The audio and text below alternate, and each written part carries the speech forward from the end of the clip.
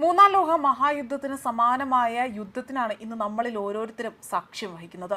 വീടും നാടും വിട്ട് നമ്മുടെ ഉറ്റവരെയും അതുപോലെ ഉടയവരെയുമായ ആളുകൾ ഇപ്പോൾ കടൽ കടന്ന് ജോലികൾക്കായി അന്യദേശത്തെത്തുകയും എന്നാൽ ഈ യുദ്ധത്തിൽ വലയുകയും ഇതിൽ അകപ്പെട്ടു പോയ പല ജീവനുകളും ഇന്ന് ഗൾഫ് രാജ്യങ്ങളിൽ നിൽക്കുകയാണ്.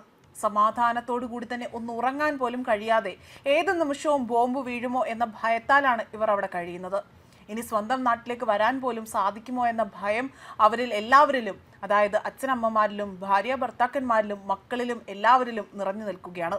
അതിലുപരിയായി തന്നെ ഈ വാർത്തകൾ കണ്ടും കേട്ടും നാട്ടിലുള്ളവരടക്കം പേടിച്ചാണ് ഓരോ ദിവസവും കഴിയുന്നത്. പ്രാർത്ഥനയെ മുറുകെ പിടിച്ചുകൊണ്ടാണ് ഇവർ ഓരോരുത്തരും ഓരോ ദിവസവും തള്ളി നീക്കുന്നതും. ഇതിനിടയിൽ പെട്ടുപോകുന്ന കുഞ്ഞു ബാല്യങ്ങളെക്കുറിച്ച് പോലും നമ്മൾ ആരും ഓർക്കുന്നില്ല എന്നതാണ് വാസ്തവം. യുദ്ധത്തിന്റെ തോതളക്കാൻ നമ്മൾ മുതിർന്നവർക്ക് കഴിഞ്ഞേക്കാം, എന്നാൽ കുഞ്ഞുങ്ങൾക്കാകട്ടെ അങ്ങനെയല്ല. അവരുടെ മനസ്സിൽ എന്താണോ പതിയുന്നത് അത് അതേപടി അവർ ഉള്ളിലേക്ക് എടുക്കുകയാണ് ചെയ്യുന്നത്. അതായത് അവർ കാണുന്നതെന്തോ കേൾക്കുന്നതെന്തോ അത് അതേപടി ഉള്ളിലേക്ക് എടുക്കുമെന്നതാണ് വാസ്തവം. ഇപ്പോൾ സ്കൂളുകളിലാണെങ്കിൽ പോലും ഇത്തരത്തിൽ യുദ്ധത്തെക്കുറിച്ചുള്ള ചർച്ചകളും എല്ലാം തന്നെ ചർച്ചകൾ ഒരുപാടായി നടക്കുന്നു. വാർത്തകളിലൂടെയും സോഷ്യൽ മീഡിയയിൽ വരുന്ന ആ വീഡിയോ ദൃശ്യങ്ങളിലെല്ലാം തന്നെ ഇവർ നിരന്തരം കാണുകയും ഇതിൽ ഇവരുടെ ഉള്ളിലേക്ക് ഒരു ഉത്കണ്ഠയും ആശങ്കയും ഭയവും ഒക്കെ നിറയുന്നതായി തന്നെ ഇപ്പോൾ വിലയിരുത്തപ്പെടുകയാണ്. അതോടൊപ്പം തന്നെ അവരുടെ സ്വഭാവ ഘടനയിൽ പോലും ചില മാറ്റങ്ങൾ ഉണ്ടായേക്കാം എന്നതാണിപ്പോൾ ഇവിടെ വിദഗ്ധരടക്കം ചൂണ്ടിക്കാട്ടുന്നത്. ഇത് തടയാൻ ഒരു പരിധിവരെ മാതാപിതാക്കൾക്കും കഴിയുമെന്നും വ്യക്തമാക്കുന്നു. നമ്മുടെ നാട്ടിലുള്ള കുരുന്നുകൾ മാത്രമല്ല, വിദേശ രാജ്യങ്ങളിലുള്ളവരായാലും അതേപോലെ ഗൾഫ് രാജ്യങ്ങളിൽ കഴിയുന്ന കുട്ടികളായാൽ പോലും സമാനമായ സ്ഥിതി അവർക്കുണ്ടാകുന്നതായി തന്നെയാണ് വിദഗ്ധർ ചൂണ്ടിക്കാട്ടിയിരിക്കുന്നത്. കുട്ടികളിൽ കടുത്ത ഉത്കണ്ഠയും പേടിക്കും കാരണമായേക്കുന്നു എന്നതാണ് ഇന്ത്യൻ മാനസികാരോഗ്യ വിദഗ്ധർ മുന്നറിയിപ്പ് നൽകിയിരിക്കുന്നത്. യുദ്ധത്തെക്കുറിച്ചും ആക്രമണങ്ങളെക്കുറിച്ചുമുള്ള ദൃശ്യങ്ങൾ കുട്ടികളുടെ വൈകാരിക ആരോഗ്യത്തെ ദോഷകരമായി തന്നെ ബാധിക്കുമെന്നും കൃത്യമായ വിശദീകരണങ്ങൾ നൽകിയില്ല എങ്കിൽ ഇത് ഭാവിയിൽ ഗുരുതരമായ സ്വഭാവ മാറ്റങ്ങൾക്ക് വഴിമാറും എന്നതാണ് ലോകാരോഗ്യ സംഘടന വ്യക്തമാക്കുന്നത്. യുദ്ധത്തെക്കുറിച്ചുള്ള കാര്യങ്ങൾ പൂർണ്ണമായും മറച്ചുവെക്കുന്നത് ഫലപ്രദമല്ല എന്നതാണ് മനഃശാസ്ത്രജ്ഞരും പറയുന്നത്.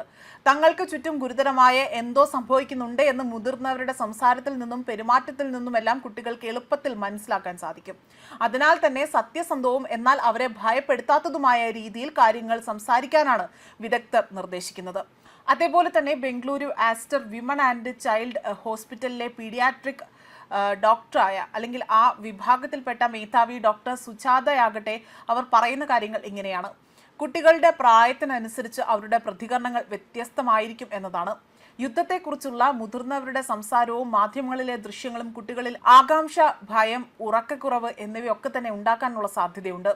ഓരോ പ്രായത്തിലുള്ള കുട്ടികളും സംഘർഷങ്ങളെ വ്യത്യസ്തമായ രീതിയിലേക്കാണ് ഉൾക്കൊള്ളുന്നത് എന്നതാണ് അവർ വ്യക്തമാക്കുന്നത്. കുട്ടികളുടെ പ്രായത്തിനനുസരിച്ചുള്ള ലളിതമായ ഭാഷയിൽ കാര്യങ്ങൾ വിശദീകരിച്ചു കൊടുക്കുന്നത് അവരുടെ ആശങ്ക കുറയ്ക്കാൻ സഹായിക്കും. കൗമാരപ്രായക്കാരാണ് എങ്കിൽ അത് നിസ്സഹായതയോ ദേഷ്യമോ അനുഭവപ്പെടാൻ സാധ്യതയുണ്ട്. അതിനാൽ തന്നെ അവർക്ക് വസ്തുതകൾ പറഞ്ഞു കൊടുക്കുന്നതിനോടൊപ്പം തന്നെ അവർ സുരക്ഷിതരാണ് എന്ന് ഉറപ്പ് നൽകുകയും വേണം. മാത്രമല്ല, വാർത്താ ചാനലുകൾക്കും സോഷ്യൽ മീഡിയയ്ക്കും നിരന്തരം അവിടെ ഏർപ്പെടുത്തുന്നതിനും ഒരു വിലക്ക് ഏർപ്പെടുത്തുന്നത് അത് മുതിർന്നവർ കുട്ടികളുടെ മുന്നിൽ നിന്നുകൊണ്ട് ഈ ഭയാനകമായ രീതി അല്ലെങ്കിൽ ഈ യുദ്ധത്തെക്കുറിച്ചുള്ള ചർച്ചകൾ കൂടുതലായി തന്നെ അവർ പറഞ്ഞ് മനസ്സിലാക്കുന്നത് ഏറെ ഗുണകരം ചെയ്യും.